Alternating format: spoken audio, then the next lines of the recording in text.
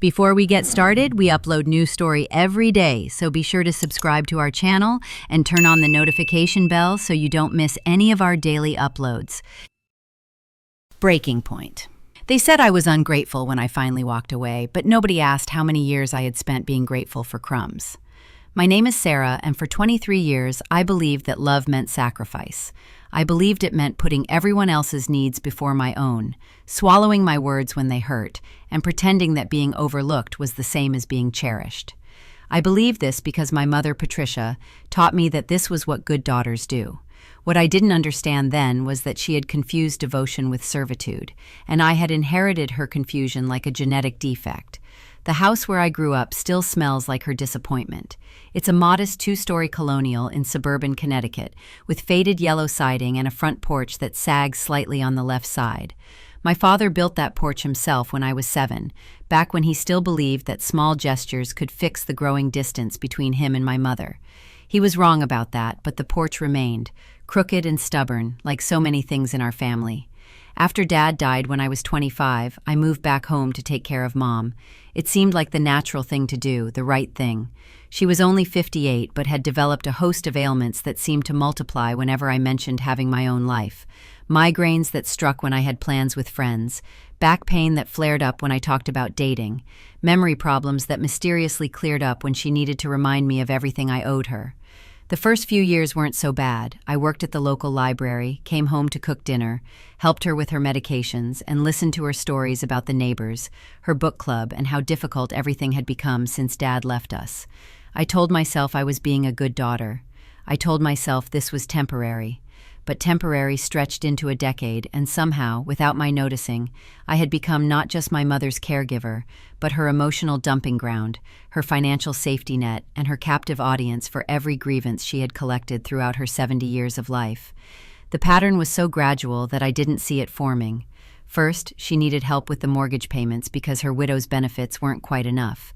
Then she needed me to take over the utilities because managing bills gave her anxiety. Then she needed me to quit my evening pottery class because she felt unsafe alone after dark. Then she needed me to stop seeing my friend Julie because Julie was filling my head with selfish ideas about moving out. By the time I turned 42, I realized I hadn't been on a vacation in 8 years, hadn't been on a date in 5, and hadn't bought myself new clothes in so long that everything in my closet looked like costumes from a decade I barely remembered living through. The house had become a museum of my mother's martyrdom. Every surface displayed evidence of her sacrifices, her struggles, her disappointments. The dining room table was covered with pill bottles, medical bills, and letters from doctors. The living room coffee table held photo albums open to pictures of Dad, surrounded by tissues and reading glasses. The kitchen counter was dominated by a pill organizer the size of a tackle box and a stack of grocery store circulars she insisted on clipping coupons from, even though she never used them. My bedroom, the one room that should have been mine, had gradually been colonized by her overflow. Extra blankets she might need someday, old purses she couldn't bear to donate, boxes of Christmas decorations that came out earlier every year and went back up later. I felt like a guest in my own space, tiptoeing around her belongings and her moods. The conversations we had weren't really conversations. They were monologues in which she recounted every slight she had suffered, every pain she was experiencing, every worry that kept her awake at night. I learned to make the appropriate sounds at the right moments. "Oh no, that must have been hard. I'm sorry that happened to you." But she never asked about my day, my thoughts, my dreams. When I tried to share something about my work or a book I was reading, her eyes would glaze over, and she would wait for the first pause to redirect the conversation back to herself. I began to feel invisible in my own life. At the library, I was Sarah the librarian who recommended good mystery novels and helped high school students with their research papers. But at home, I was simply an extension of my mother's needs, a supporting character in the drama of her declining health and social isolation. The breaking point came on a Tuesday in October, 3 weeks before my 43rd birthday. I had been looking forward to this birthday more than usual because Julie, my old friend who had moved to California, was planning to visit. We hadn't seen each other in 2 years, and she was going to stay for a long weekend. I had requested the days off from work, cleaned the guest room, and even bought new sheets. That Tuesday morning I came downstairs to find my mother sitting at the kitchen table with her phone in her hand and tears streaming down her face. My immediate reaction was panic. Had she fallen? Was she having chest pain? Was there news about a relative? "Mom, what's wrong?" I rushed to her side, already mentally cataloging which numbers to call and what information the paramedics would need. She looked up at me with the wounded expression she had perfected over the years, the one that made me feel guilty for things I hadn't even done yet. "I had to cancel your friend's visit." I stared at her, not understanding. "What do you mean you canceled Julie's visit?" "I called her this morning and explained that this just isn't a good time. My arthritis is acting up terribly, and the doctor wants to run some tests next week. I can't be entertaining house guests when I'm feeling this poorly." The words hit me like a physical blow. "Mom, you didn't. Tell me you didn't call Julie and cancel her trip." "Of course I did. Someone has to be practical around here. You get so excited about your plans that you forget about my needs. What if I have an episode while she's here? What if I need to go to the emergency room? I can't have strangers in my house when I'm not feeling well." Julie wasn't a stranger. Julie had been my maid of honor at the wedding I never had because I had been too busy taking care of everyone else to build a relationship of my own. Julie had driven 4 hours to attend Dad's funeral and had stayed an extra day to help me clean out his workshop. Julie had listened to me cry over the phone countless times when the weight of my life felt unbearable. "She's not a stranger, Mom. She's my best friend, and she already took time off work. She already bought plane tickets." "Well, she'll understand. Real friends understand when family needs come first." I stood there in my mother's kitchen, wearing the same robe I had owned for 6 years, looking at the same coffee mug I had been drinking from every morning for longer than I could remember, and something inside me snapped. Not broke, snapped, like a rubber band that had been stretched beyond its capacity and finally gave up trying to hold things together. "No," I said. My mother blinked. "What?" "No, you don't get to cancel my plans anymore. You don't get to call my friends and make decisions about my life." "Sarah, honey, you're upset. Let me make you some tea and we can talk about this rationally." I am being rational. For the first time in years, I am being completely rational. I pulled out my phone and dialed Julie's number, right there in front of my mother. Julie answered on the second ring. "Julie, it's me. Did my mother call you this morning?" "Sarah, she did, and I have to tell you, I'm really concerned about you. She sounded so frail and worried. Maybe I should come another time when she's feeling better." "No, you're coming this weekend as planned. My mother is fine. She has arthritis, not a terminal illness. She cancels my plans because she's gotten used to having complete control over my life, and I've gotten used to letting her." I could hear the surprise in Julie's voice. "Are you sure?" She seemed really upset. "I'm sure. If you still want to come, you're welcome. If you don't, I understand. But the decision is between you and me, not between you and my mother." After I hung up, my mother stared at me as if I had grown a second head. "I cannot believe you just did that. After everything I've done for you, after all the sacrifices I've made, you're going to humiliate me by contradicting me to your friend." "What sacrifices, Mom?" "Name one sacrifice you've made for me in the last 10 years. I've given you a home. I pay the mortgage. I've shared my space with you. It's my name on the deed alongside yours. Dad left the house to both of us. I've needed you. I've been sick. You've been sick exactly when it's convenient for you to be sick.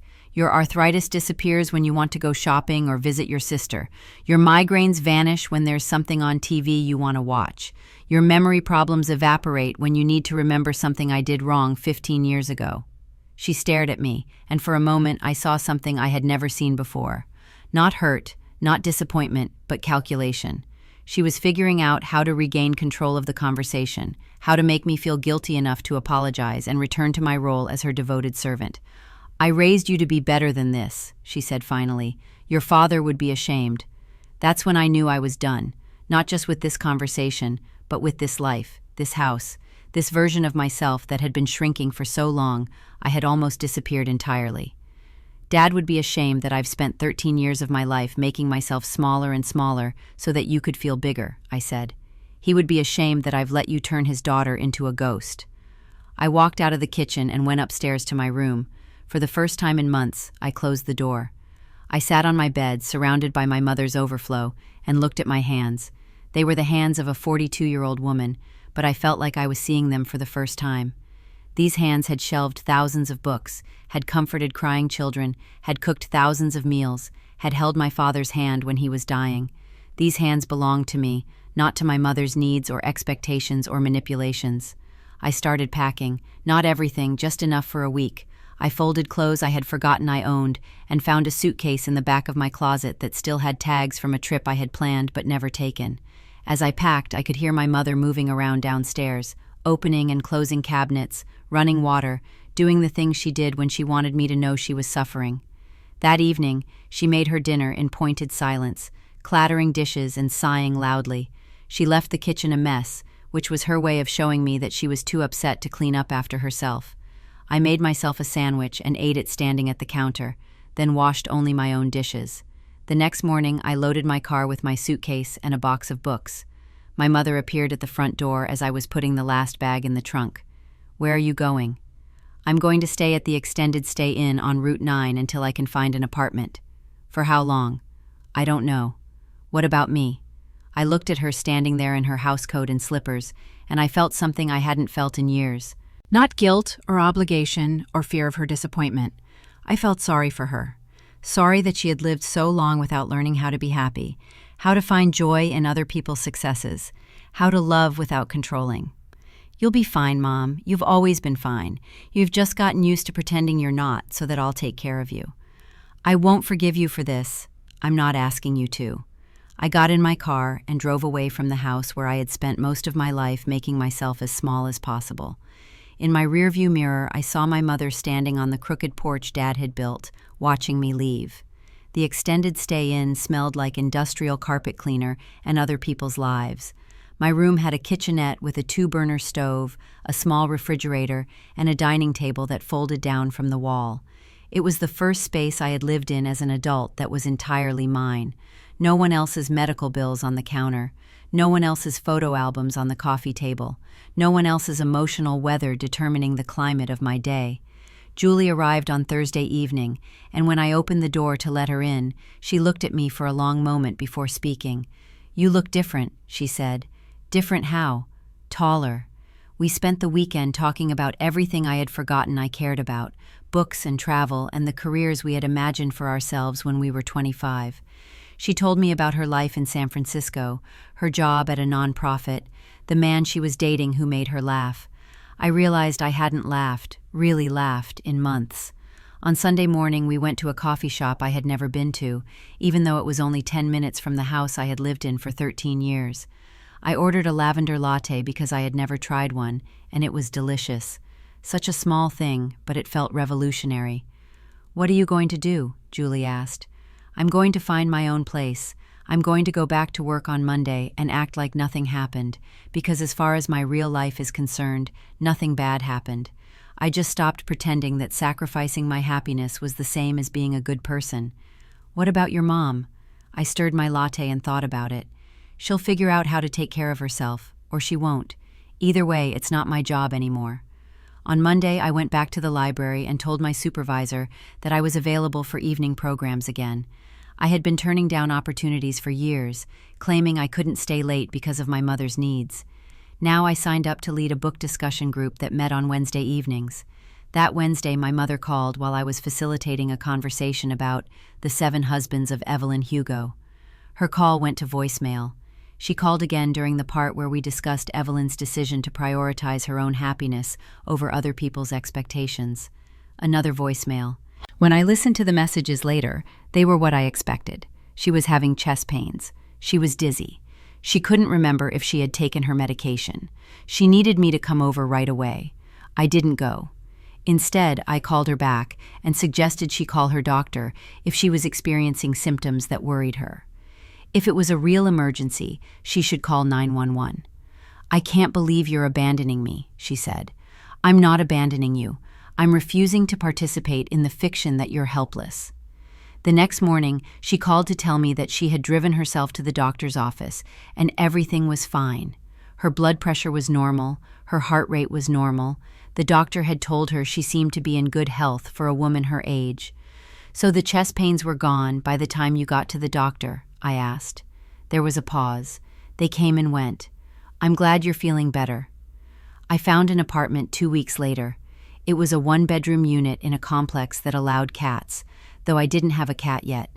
The kitchen was tiny, but it had a window that faced east, and I liked the idea of making coffee in the morning sunlight. The living room was small, but it was large enough for a reading chair and a bookshelf, which was all I really needed. Moving day was harder than I expected, not because I was sad to leave, but because I was angry at how long I had stayed. As I packed up my books and my clothes and the few possessions that were truly mine, I kept thinking about all the years I had lost, all the experiences I had skipped, all the versions of myself I had never gotten to meet. My mother didn't help me pack, but she watched from the living room window as I loaded boxes into my car. When I came back for the last load, she was standing in the kitchen. "This is really it?" she asked. "This is really it. What am I supposed to do without you? Live your life. I don't know how to do that anymore." For a moment, I softened. Then maybe this is a chance for you to remember. In my new apartment, I bought a coffee maker and a reading chair and a small dining table that didn't fold into the wall. I hung curtains I chose myself, in colors I liked. I filled my bookshelves with novels I had been meaning to read and poetry collections that made me feel something. The first few weeks were strange. I kept waiting for the phone to ring, for some crisis that required my immediate attention. But the crises didn't come. My mother, it turned out, was perfectly capable of managing her own medication, her own appointments, her own problems. She had simply gotten used to having someone else do it for her. We spoke every few days, brief conversations about practical things. She told me about her doctor appointments, her grocery shopping, the new restaurant she had tried with her sister. I told her about my work, my book club, the yoga class I had started taking on Saturday mornings. The conversations were stilted at first, like we were strangers learning how to talk to each other. In some ways, we were. I was learning how to be a daughter without being a servant. She was learning how to be a mother without being a tyrant. 3 months after I moved out, she called to tell me she had joined a senior center. "They have exercise classes," she said, "and book clubs, and they're starting a knitting circle." "That sounds great, Mom." "I met a woman named Dorothy. She's a widow, too. We're going to try that new Thai restaurant next week." I was quiet for a moment, processing this information. My mother, who had claimed for years that her anxiety made it impossible to go to new places or meet new people, was making friends and trying new restaurants. "I'm really glad," I said, and I meant it. 6 months after I moved out, I adopted a cat from the animal shelter. She was a 3-year-old tabby named Luna, who had been returned twice by families who said she was too independent.